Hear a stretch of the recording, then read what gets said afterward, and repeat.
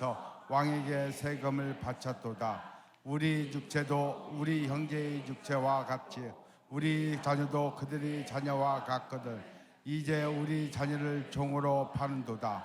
우리 딸 중에 벌써 종된 자가 있고 우리 밭과 포도원이 이미 남의 것이 되었으나 우리에게도 아무런 힘이 없도다 하더라. 아멘. 아멘. 자리에 앉으시면 우리 여성교회원들 몇 분 나오셔서 하나님 앞에 찬양하겠습니다. 여러분들 중에서도 나도 찬양하고 싶다 그러시면 망설이지 말고 신청하세요. 속회별로도 괜찮고 선교회별로도 괜찮습니다. 오셔서 함께 찬양하셨으면 참 좋겠습니다.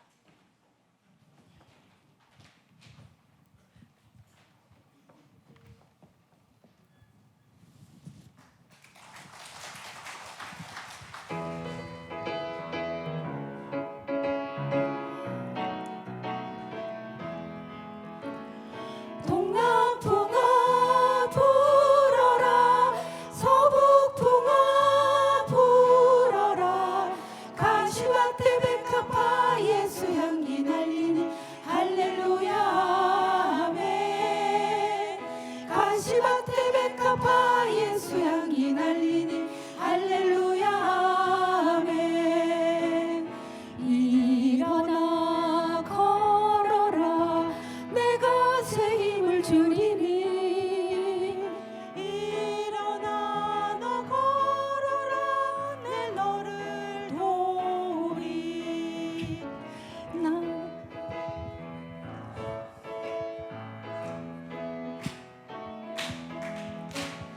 나의 등 뒤에서 나를 도우시는 주 나의 인생길에서 지치고 고나요 매일처럼 주저앉고 싶을 때 나를 밀어주시네.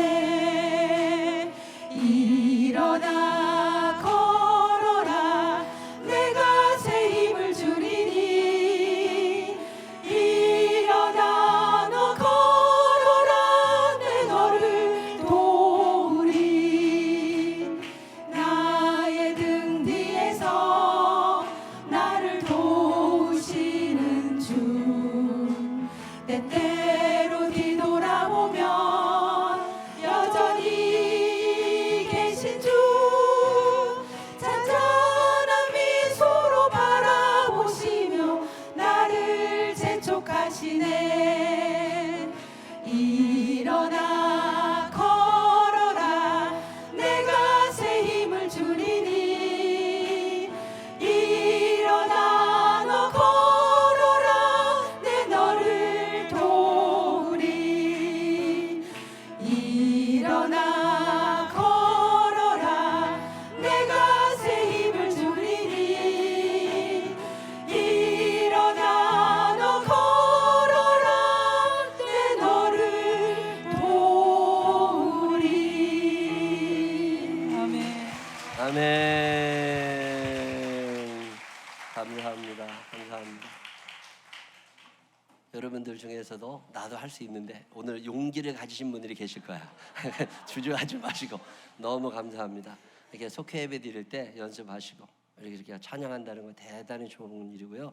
하나님 얼마나 좋으시겠어요. 기쁨으로 하나님 앞에 찬양 드리는 거 참 귀한 일입니다.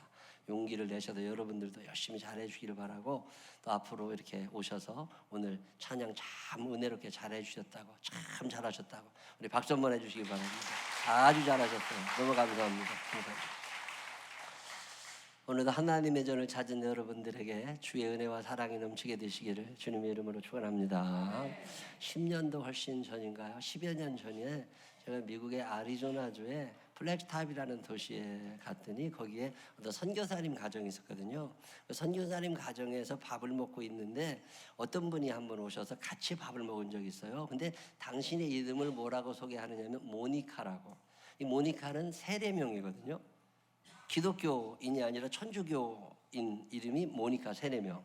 아 그러시냐고. 저보다 몇 살 위에 계신 여자분이셨어요. 그리고 그분하고 며칠 같이 있다가 이제 헤어졌어요. 그리고 나서 꾸준히 그분의 이야기를 계속 들었습니다. 그분이 인디안 마을에 가서 어떤 일을 하고 있다. 그분이 인디안 마을에서 어떻게 살고 있다. 이번에 제가 가서 그분을 또 만났습니다. 그래서 또 이런저런 이야기를 하는데 올해 참 놀라운 이야기 하나 들었어요. 그분은 20대 후반에 한국에서 부모님을 따라서 미국으로 넘어가신 분이에요. 근데 거기서 열심히 공부하고 잘 살 계획을 갖고 있었는데 어느 날 인디안 마을에 들어가서 인디안 아이들을 보게 된 거예요. 20대 후반에 인디안 아이들을 보게 되었는데 그 아이들은 부모들이 마약, 그 부모들이 알코올, 그 부모들이 범죄자가 돼서 대부분 감옥에 가 있고 버려져 있는 아이들이죠. 아무도 돌봐주지 않는 아이들, 저 아이들을 하나님이 왜 내게 자꾸만 보여주시고 마음에 부담을 주실까? 그래서 그 아이들을 마음에 품고 그 아이들을 위하여 내가 무언가를 해야 되겠다라는 생각을 가지게 됐답니다.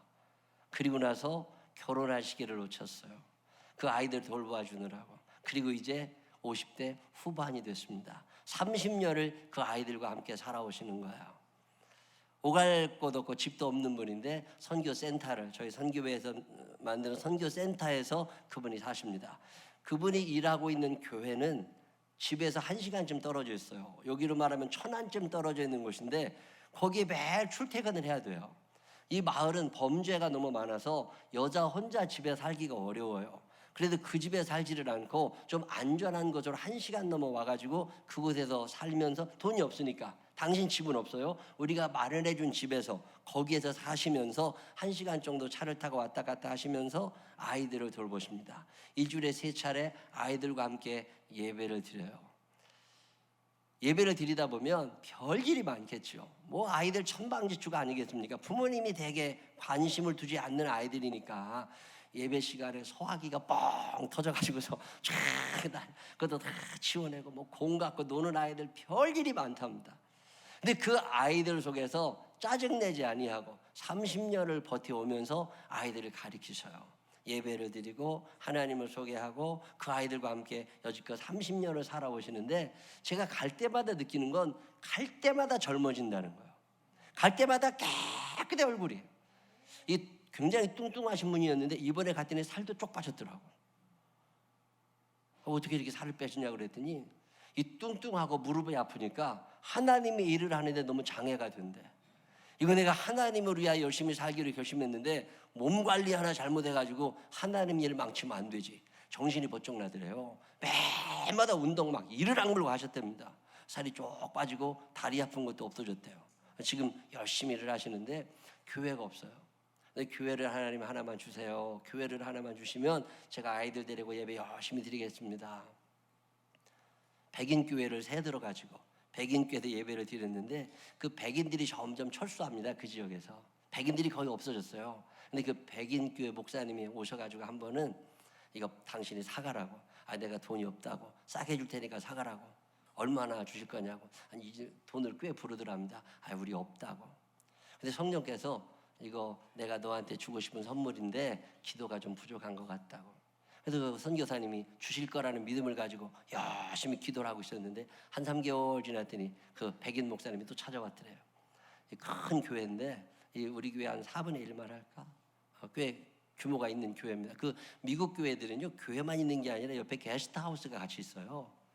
교육관도 있고 놀이터도 있고 평은 굉장히 땅이 넓죠. 근데 그 넓은 땅에 있는 도시 중앙에 있는 교회를 이렇게 얼마나 주면 이거를 얘기를 쭉 하는데 그 목사님이 어차피 하나님의 거고 우리가 필요 없어서 따내면서 너무 비싼 값을 부를 수는 없으니까 우리나라 돈으로 한 2,500만 원만 주시라고. 그러면 이 건물 다 넘겨드리겠다고. 얼마나 감사해. 막 여기저기 알아봐가지고 돈을 구해가지고 그 건물을 샀어요. 그래가지고 거기에서 이제 한 150여 명 되는 아이들을 데리고 샀어요. 이제 평일에는 집으로 들어갔다가 예배 드릴 때마다 오고 이 아이들을 거기서 가르치면서 그렇게 사십니다. 그분과 이야기하는데 그런 이야기예요.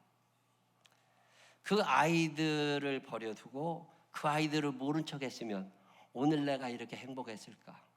근데 그 아이들을 위해서 자기의 생을 바치다 보니까 상상도 못했던 큰 은혜와 축복 속에 참 행복하게 산다고. 이 아이들 때문에 하나님이 나를 이렇게 축복하신다고. 그 이야기를 듣는데 옛날 이야기들이 많이 생각이 났습니다. 제가 목회 초기에 개척교회 의자 10개 놓고 있는 교회 누가 오겠어요? 전도사도 시원치 않고 설교도 잘 못하고 새벽기도도 자주 빠져먹고 교인들이라고 와보면 거의 없는 교회 누가 오겠어요? 근데 오는 사람은 아무도 없던 그때 어느 날 새벽기도를 하러 들어갔더니 그 교회 닫혀있는 철문 앞에 거지 한 사람이 누워 자고 있었어요. 근데 그 거지를 보는 순간 참 불쌍한 생각이 들었어요. 그게 계기가 돼서 그 거지를 데리고 살기 시작한 거예요. 세월이 조금 지났잖아요. 그때 저와 같이 교회를 개척했던 훌륭한 목사님들이 참 많으셨는데 세월이 지나 보니까 하나님이 왜 우리에게만 이런 귀한 은혜와 축복을 허락하셨을까? 여러 가지 이유가 있겠지만 그 중에 하나가 뭔지 아세요? 내 주변에 있는 어려운 사람들, 내 주변에 있는 가난한 사람들, 아무리 도와주어도 스스로의 힘으로 일어날 것 같지 않은 시원찮은 사람들, 저 사람만 없었으면 내가 참, 이런 사람들, 그 사람들에 대해서 무관심하지 아니하고 왠지 큰 마음을 그에게 쏟고 더불어 살아가려고 애썼던 것들. 여러분 그래 본 적 있으세요? 어느 날 지나보면 그 사람들 때문에 내가 살아온 거예요. 그 사람들이 있었기 때문에 내가 행복했더라는 거죠.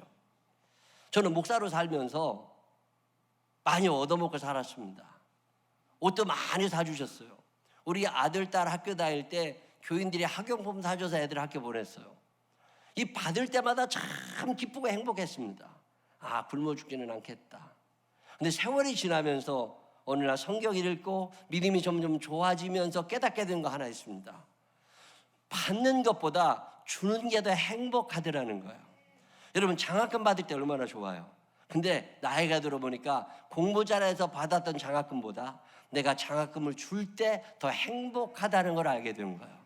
여러분 받는 것도 기쁘지만 주는 게 얼마나 행복한 줄 아세요? 저는 우리 생명나무교회 교인들이 이 주는 행복을 느끼며 살게 되시기를 주님의 이름으로 축원합니다. 엄마와 딸과 함께 밥을 먹어요. 목사랑 같이 밥을 먹는데 딸이 엄마 욕을 해대는 거예요. 나한테. 우리 엄마가 나한테 너 키우는데 들어간 돈이 얼마인 줄 아느냐고, 돈 내놓으라고 그랬다고. 내가 지금 돈도 안 버는데 돈 내놓으라고 그랬다고. 여러분 근데 아세요? 아이들 기를 때 아이들에게 들어간 돈이 얼마였는지 생각이 잘 안 납니다. 아이들 기를 때 옷 사주었던 거 몇 월 며칠 날 얼마짜리 옷 사주고 얼마짜리 옷 사주고 적어놓은 사람 있어요 없어요? 없죠. 제가 지금 생각해 보니까 아이들을 기르면서 내가 행복했어요. 아이들에게 밥을 먹이고 기저귀를 갈아주고 우유를 먹이고 그 아이들 가방을 사주고 학교를 보내고 학원을 보내면서 내가 행복했던 거예요. 그 아이들 때문에 내가 살아온 거지 내 돈이 들어간 게 아니더라는 거예요. 사랑한다는 건 그런 거거든요. 여러분 하나님의 행복이 뭔지 아세요? 하나님은 당신이 무엇을 받으셔서 행복한 분이 아니에요. 하나님은 사랑하는 당신의 자녀들에게 무언가를 주면서 행복하신 하나님. 그래서 내 사랑을 받고 그 자녀들이 잘 자라는 것을 보면서 그렇게 행복해 하시는 하나님. 이 하나님의 사랑이 여러분에게도 넘치게 되시기를 주님의 이름으로 축원합니다. 없지만 나누고 싶은 거죠. 나보다 어려운 사람이 얼마나 많겠어요. 물론 보람이 없을 때도 있습니다. 열심히 나누는데 왠지 이용당하는 것 같을 때, 내가 열심히 살아가고 난 도와주는데 계속 게을러 변화가 일어나지 않아. 그럴 때마다 화가 날 때가 있어요. 그럼에도 불구하고 그거 생각하지 말고 그냥 하나님이 나를 그렇게 무작정 용서하신 것처럼 나도 그렇게 그 사람을 용서해 줄 수 있을까? 주님의 말씀이 기억날 때 있습니다. 마태복음 5장 39절로 48절 한번 읽어보실까요? 나는 너희에게 이르노니 악한 자를 대적지 말라. 누구든지 내 오른뺨을 치거든 왼편도 돌로 내며 또 너를 송사하여 속옷을 가지고자 하는 자에게 겉옷까지도 가지게 하며 또 누구든지 너로 가게 하거든 그 사람과 심리를 동행하고 내게 구하는 자에게 주며 내게 꾸고자 하는 자에게 거절하지 말라. 아멘. 쉬워요, 어려워요? 어렵죠. 왜 어려우냐면 받고 싶어서 그래요. 성경은 뭐라고 얘기하느냐면 받는 기쁨보다 주는 행복이 크다는 거예요. 주면서 행복한 사람들. 미국에는 졸업식 문화가 좀 특이한 게 있습니다. 그 학교와 전혀 관계없는 사람 하나를 초대할 때가 있어요. 이 사람이 와서 어떤 축사를 합니다. 졸업생들에게 이렇게 사세요 뭐 이런 얘기 하는 거죠. 내가 살아본 유니버시티다 이런 축사를 하는데, 축사를 하기로 뽑힌 사람들은 그래도 사회 저명 인사들, 성공했다는 사람들입니다. 여러분 신문에도 보셨나요? 미국 조지아주 애틀란타에 있는 모하우스 컬리지 졸업식에서 로버트 스미스라는 사람, 흑인입니다. 이 사람이 축사해달라고 부탁을 받았어요. 투자회사를 운영하는 굉장히 부자인데 흑인들 중에서는 몇 장 가게 큰 부자입니다. 이분이 축사를 하게 된 거예요. 축사를 다 한 다음에 맨 마지막에 무슨 얘기를 했느냐면, 오늘 졸업하시는 여러분들 중에 1년, 2년, 3년, 4년 대학을 다니느라고 빚을 진 사람들 손 한번 들어보시라고. 빚을 진 사람, 학자금 대출을 받았던 사람 손 들어보라고 그러니까 400명이 들더랍니다. 여러분들이 가진 빚 얼마인지 이 사람이 다 따져봤더니 478억 원이야. 그 478억 원의 빚을 제가 오늘 다 갚아드립니다. 뭐 졸업식장이 난리가 났겠죠. 그러면서 이런 부탁을 했어요. 내가 오늘 여러분의 빚을 다 갚아드릴 건데 빚 갚아주었다고 좋아만 하지 말고 1억을 갚아주든 1억 5천을 갚아주든 내가 갚아준 이 빚에 대해서 여러분은 평생 빚진 자의 마음으로 살면서 내가 아닌 누군가에게 선행을 베풀며 살아주십시오. 세상을 아름답게 만들어 봅시다. 자, 내가 빚이 1억 5천이 있었는데 누가 1억 5천의 빚을 다 갚아줬어. 얼마나 기분 좋겠어요. 근데 1억 5천의 빚이 없어진 것도 좋지만 400억이 넘는 돈을 들여서 그들의 빚을 다 갚아주고 싶은 마음, 그리고 그 빚을 다 갚아주고 그들이 행복하게 살면서 또 누군가에게 사랑을 전하라고 이야기하는 사람의 마음도 기쁘다는 거 아세요? 우리는 늘 없이 살아와서, 늘 부족하다고 느껴서, 내가 덜 받았다고 느껴서 더 가지고 싶은 마음 때문에 나눔을 생각지 못하는 거예요. 돈이 많아도 주는 게 아닙니다. 그게 행복한 거예요. 나보다 힘든 사람들이 있다는 거 여러분 행복한 건 줄 아세요? 제 주변에 가난한 사람들이 끊어지지 않을 거라고 하나님이 말씀하신 적이 있습니다. 가난한 사람이 내 주변에 끊어지지 않을 거다. 근데 네가 그 사람들을 외면하지 않는 한 내가 너를 끊임없이 축복하며 인도해 줄 거다. 여러분 주변에 평생 가난한 사람이 끊어지지 않을 겁니다. 그 사람들은 게을릴 수 있어요. 무지할 수 있어요. 환경이 아주 어려운데 환경을 이길 힘도 없을 수도 있습니다. 열등의식이 강할 수도 있어요. 피해의식이 클 수도 있어요.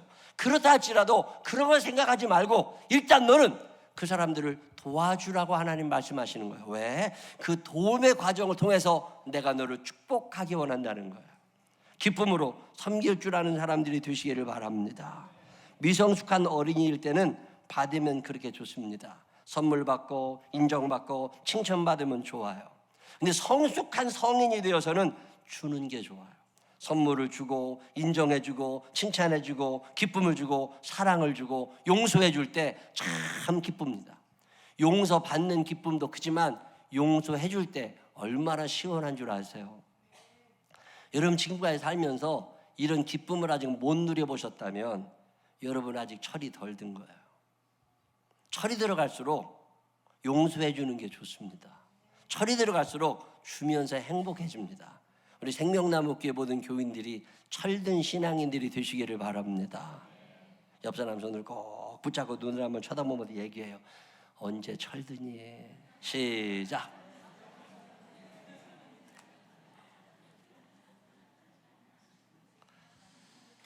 오늘 우리가 알게 느헤미야 이야기 하나 해드릴게요. 느헤미야 5장에 있는 이야기는 어떤 이야기냐면 이스라엘이 망했어요. 나라가 멸망하면서 백성들이 포로로 끌려가기도 하고 남아있기도 했습니다. 남아있는 사람들이 열심히 일을 해서 어느 정도 부를 형성하고 있었습니다.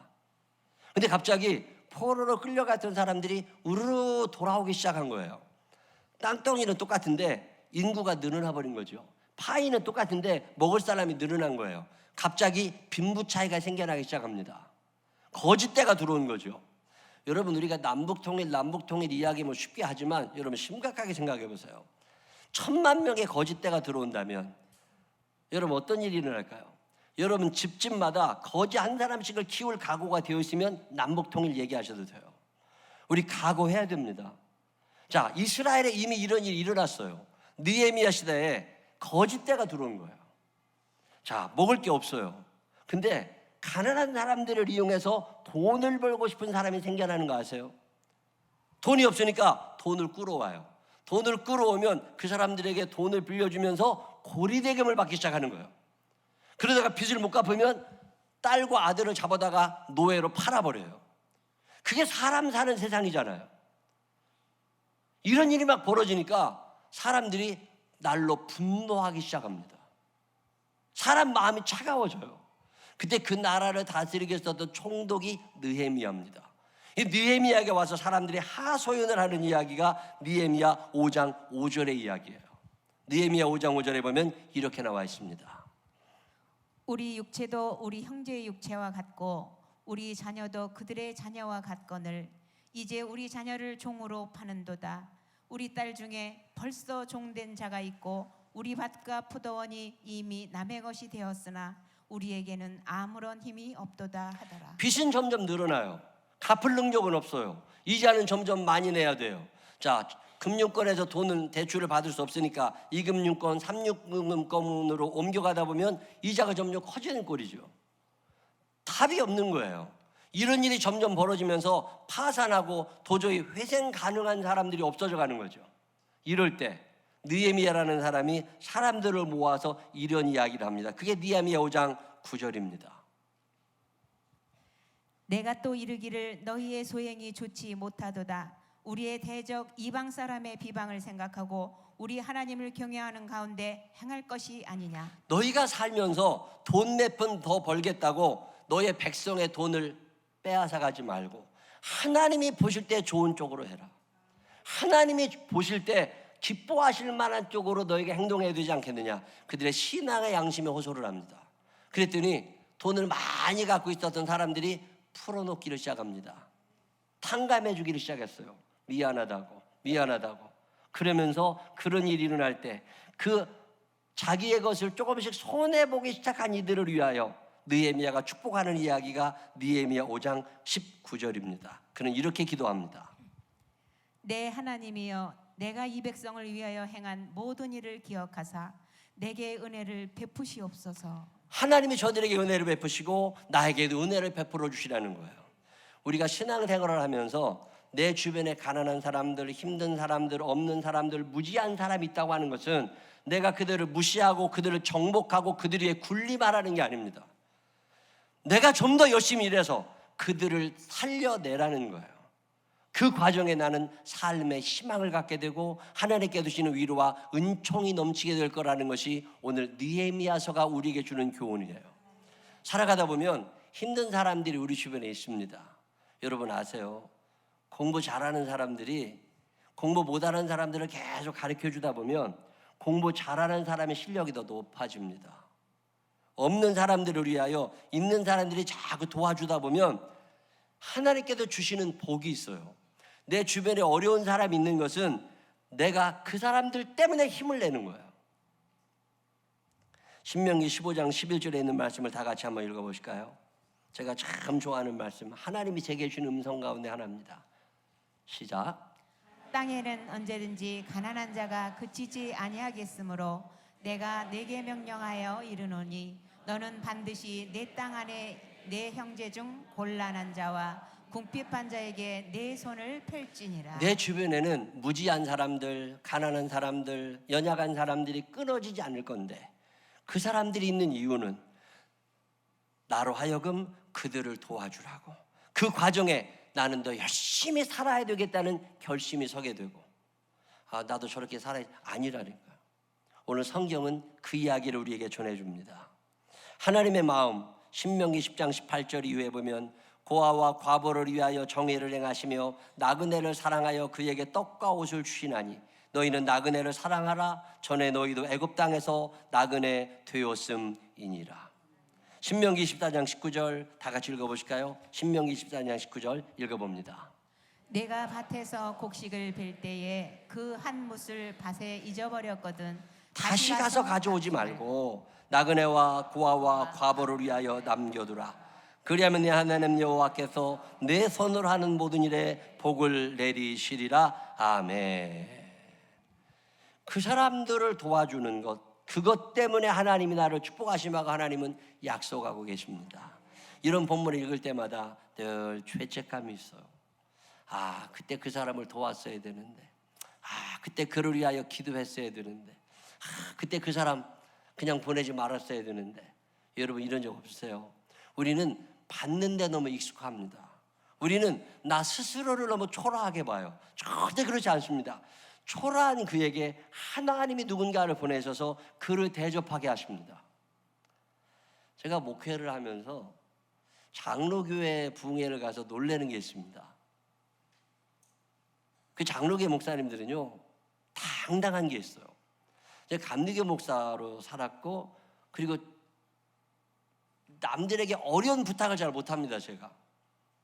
근데 엘리야 선지자의 이야기를 읽어보면 다 흉년이 들어서 다 가난해졌어요.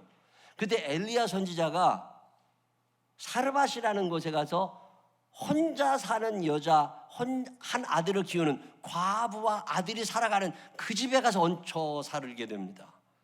근데 엘리야가 가서 뭐라고 그러냐면 오늘 나 먹게 밥을 좀 달라는 거예요. 여러분 이 말 쉽게 안 나옵니다.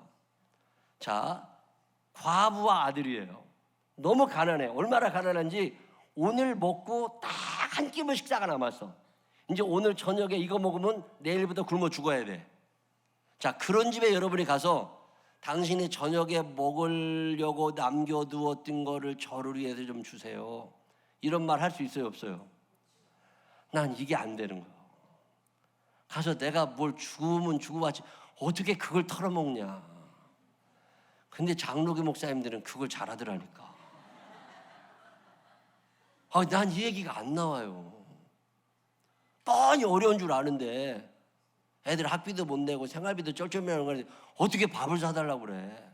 근데 엘리야는요 그 그지 같은 집에 가서 내놓으라는 거예요. 그거 나 주라는 거예요. 난 이게 안 돼요. 믿음이 없어가지고. 근데 엘리야에게는 믿음이 하나 있습니다. 그게 뭐예요? 저 사람이 나를 대접하게 되면 하나님이 뒷감당해 주실 것이라는 믿음이 있는 거야. 제가 그래도 장로교 목사님들에게 이걸 배워요. 아, 훌륭하다. 나는 말 못하는데 저분들은 하는구나. 저 뻔뻔스러워질 필요가 있습니다. 왜? 그분이 만약에 사르밧 과부가 엘리야를 대접하지 않았다면 어떻게 됐을까요? 저녁까지 먹고 3일 지나 굶어 죽었어. 근데 엘리야를 대접하는 바람에 3년 가뭄을 이겨냅니다. 야, 우리 주변에 가난한 사람들이 있어요.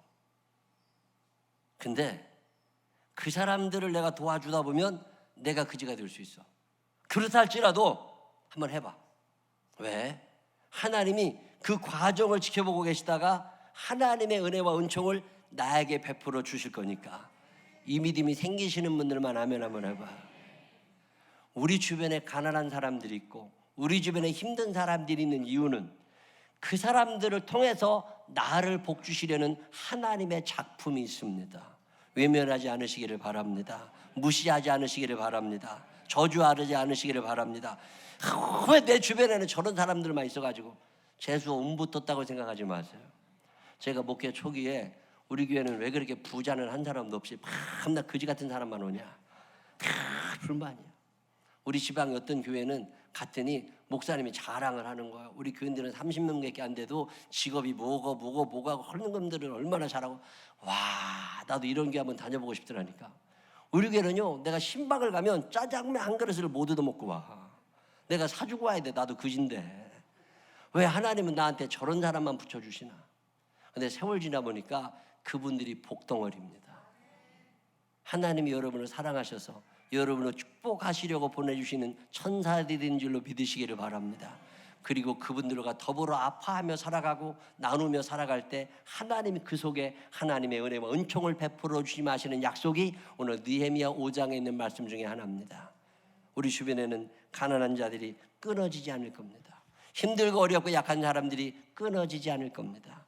외면하지 마시고 그분들을 사랑할 줄 아는 사람들이 되시기를 바랍니다. 그 사랑 속에 하나님의 은혜가 나타나서 우리 생명나무 교회 넘치는 구제와 선교의 역사가 이어지게 되시기를 주님의 이름으로 축원합니다.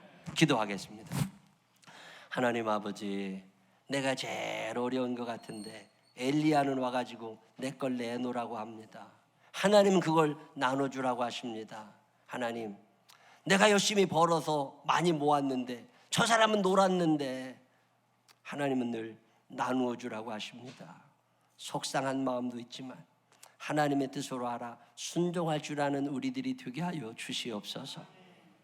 구제할 사람이 얼마나 많은지, 선교해야 될 곳이 얼마나 많은지 하나님 사명을 주셨습니다. 잘 감당하게 하여 주시어서 마침내 주께서 주시는 큰 은총을 놓치지 않게 하여 주옵소서. 예수님 거룩하신 이름으로 기도드렸습니다. 아멘. 다 같이 일어서서 445장 찬양하신 후에 우리 주변에 있는 어려운 이웃들 외면하지 않게 해달라고 기도하시겠습니다.